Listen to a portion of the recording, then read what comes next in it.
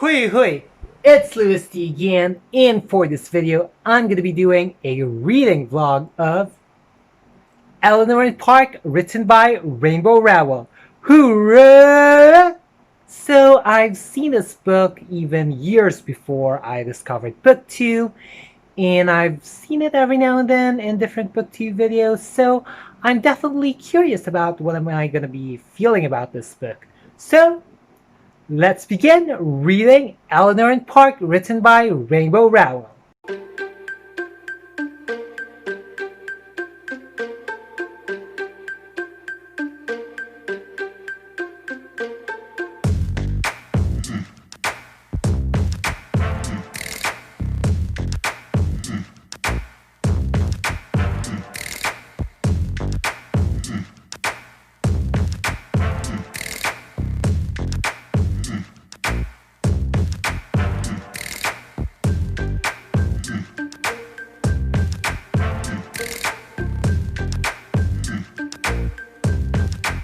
So I just read until page 61 of Eleanor and Park by Rainbow Rowell, and I just have some concerns about the way they wrote the kind of like the side narratives of Park and Eleanor. Like with Park, it's like there was a little bit of a side narrative that was written there, but you're not really sure how it really contributes to the story, to the overall like story. It's like the way that these events were synthesized during the first parts or the early parts of the book were kind of like didn't really like mesh together, like the way they were synthesized.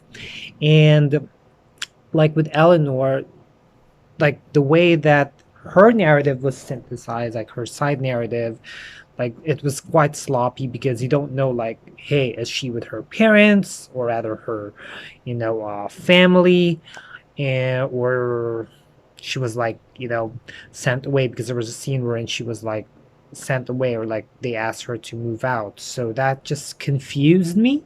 Okay.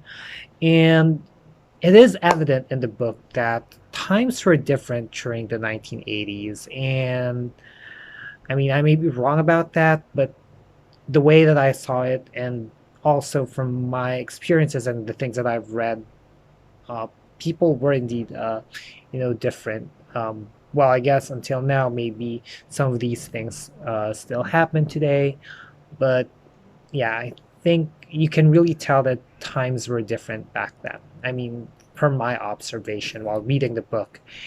And the good things though is like there was some like nostalgic moments, or some moments that would give you the feels, like when they were talking about How Soon Is Now. um, what I listened to was the cover by TATU, or Tattoo, so that kind of like brought me back. And while I was like reading those passages, I get to remember some of the lines of the song, which is really brilliant. And also that part where they were talking about like insta love, Romeo and Juliet.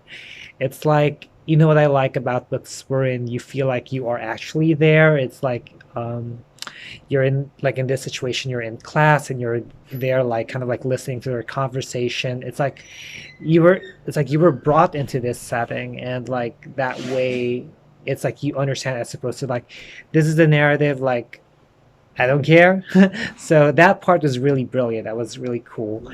And I'm just really looking forward about how their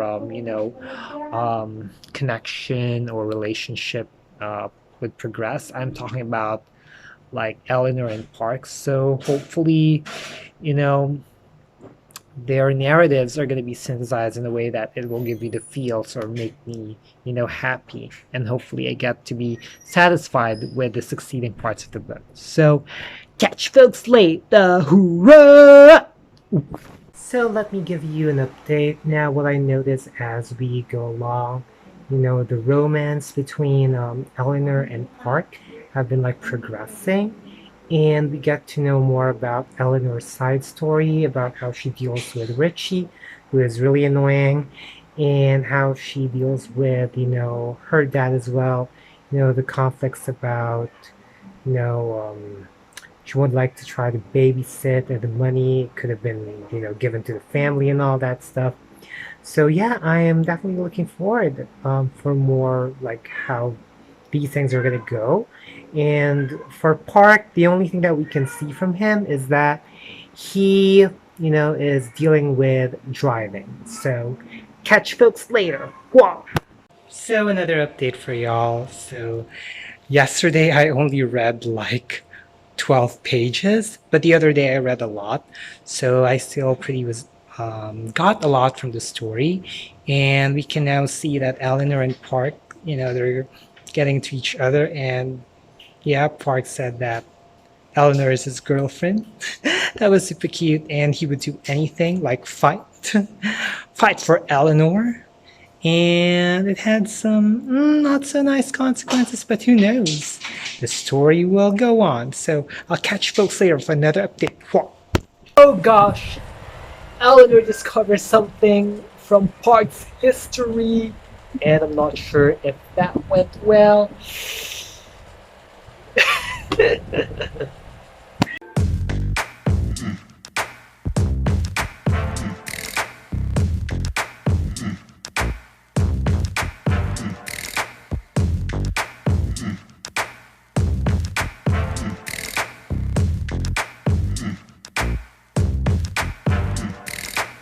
So I just attended the reading discussion of The Last Olympian by Rick Riordan, which is part of the hashtag Persedathon.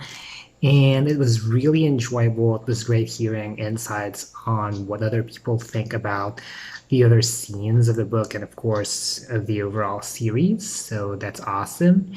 And another update. So there is something that was revealed throughout like the connection between Eleanor's current family and as well as Park's family. So that is very interesting.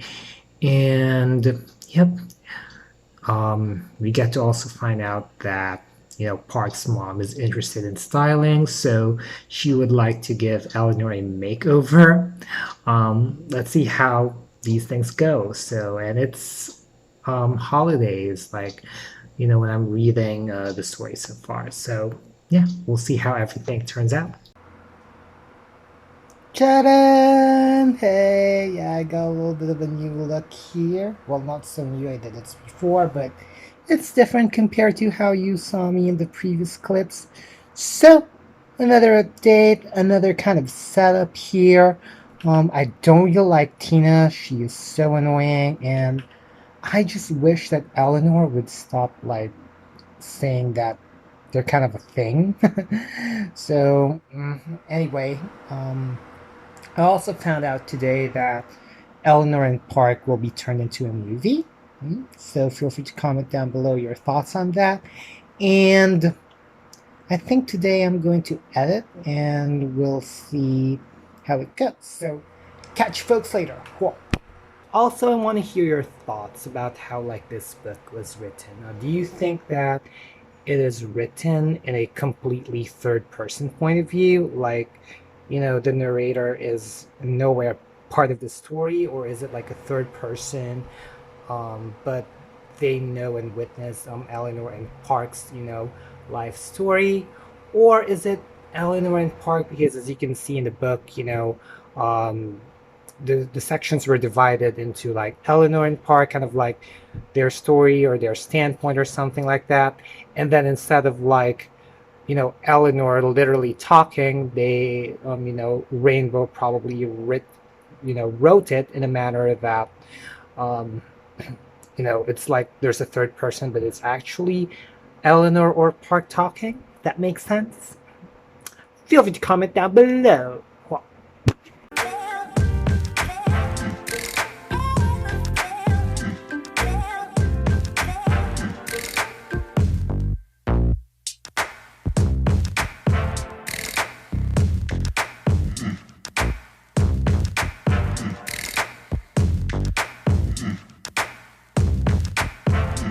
So if you're wondering what was my inspiration for my haircut, I'm going to be putting the picture of Aaron from the US. So I'm going to be putting that somewhere there. And so far what I've read is that Park was like thinking some stuff He was thinking about things about himself, and he and Eleanor were like having some sort of a road trip, so we'll see how it goes. I am reclining in a rocking chair, so I'm going to be eating lunch, and I haven't finished editing the video that I'm supposed to edit yesterday, so I'll continue that, and also I'll continue reading, and hopefully I get to finish the book soon. Catch you folks later. Whoa. I was definitely shook when I found out who has been, writing on Eleanor's textbooks. That was just really, surprising. And some of my bookish friends told me this has some suspense and the ending is really gonna make you feel shook. So I'm definitely curious about if I will feel that way. So I'm about to eat dinner and I'm gonna be catching folks later. Cool. So I just finished reading Eleanor and Park yesterday, and I must say that overall it is, just okay. So here are like my insights, throughout my reading experience of Eleanor and Park. Now, in terms of like the elements that I liked, to me, it's like for me, it has like great elements of like the 80s vibe, the simplicity of it. If you're like it made you feel like as if you're watching a television show that is set in the 80s or that was like released or filmed during the 80s. I used to watch like Full House, the one the Olsen twins were like known for when they were younger. So kind of feel a little bit of that, but of course not as a comedy or a sitcom kind of show, because of course the narratives here, especially the side narratives of Eleanor, is really sad. With her stepdad kind of being wicked, and but I did feel like as if I am watching like something from the 80s, and especially I like the fact the scenes were in they were talking about some 80s music. How Soon Is Now is the one that really like stuck in my head a lot.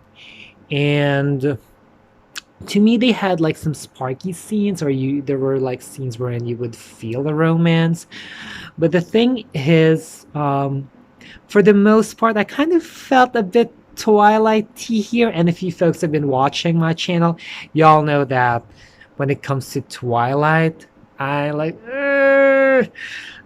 one of the things I really disliked about that book is wherein I felt like nothing was happening. And I guess based on my experience, that's why I couldn't like say much in terms of the updates, because for the most part like Eleanor and Park were just like talking or chatting with each other. There wasn't really like some sort of a pivotal or like a turning point, except for some parts. And there were just some cute scenes, but it wasn't like something that's like turning for me. I didn't really kind of like had that zing. There was some feels, but it wasn't like zing or like a zap, you know what I mean?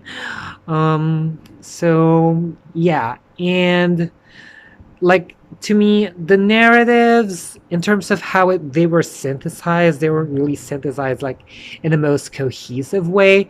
It was, the thing is, like I said, whenever I read a book, I kind of feel like as if I'm watching a film or kind of like being in the scene. Because that's the thing, like for me in my experience, like when you watch a film, it's like as if the scene is just like right next to you, and or like that kind of like makes you feel like as if you are in the scene, if y'all know what I'm talking about. And it's kind of like when I was reading towards the end, it was like, okay, wait, all of a sudden it's like this. It's kind of like Twilight a bit, which is not exactly the best thing, because y'all know what I feel about Twilight. But yeah, it was just like, and then it became again like this. It was just, it just didn't kind of like, the way it was synthesized, it wasn't just like a pow, like the narrative. It was just like, okay, this happens, and then all of a sudden it's just like, and then just like, okay, here we are, and then yeah. And then that ending, and here's, by the way, here's just a little warning, so you folks can just kind of like skip it if you don't want to hear about what's gonna happen towards the end. But those three words, I usually like it when endings have some sort of like a cliffhanger or gonna make you question, but for some reason I felt like it was like like it just, I felt like it was bland for me the way that it came off, to the point wherein I I rarely read acknowledgments, and I had to kind of like read it to kind of like immerse myself to like be intrigued about it. And I kind of like thought of the three words. It could be I love you, I miss you, all the best. It's kind of like the message of Rainbow towards the end that was like you have to kind of like read it in order to feel like the impact of it, if that makes sense. Because it's like when you're teenagers, for the most part, your life is still about to go on, like it's just the beginning of something. And it's kind of like when you're reading that from Rainbow, it's like that's when you actually just like, to me, just that's when I just started like, okay, oh yeah, and like that's the impact. But it's not like the story itself, the narrative itself made it impactful. So I don't know, I kind of like want to go with it all the best, because it's kind of like a way for them to kind of like move on, I guess. Because they have like new lives to live, and we don't know if they will be like seeing each other in the future. We'll all know if the movie is going to be doing something like that. But yeah. So overall, my rating for this book would have to be 3.5 out of 5 stars. Feel free to comment down below your thoughts about the story of Eleanor and Park. So I guess that's about it. If you folks like this video, be sure to give it a thumbs up. Also, click that subscribe button and hit that little bell icon somewhere down there to keep yourselves posted about my videos. And I'll also be putting down the links and handles of my social media accounts, so feel free to check me out and follow me there as well. As always, thank you super much for watching. Let us continue seeking for wisdom and unleash the reader in you.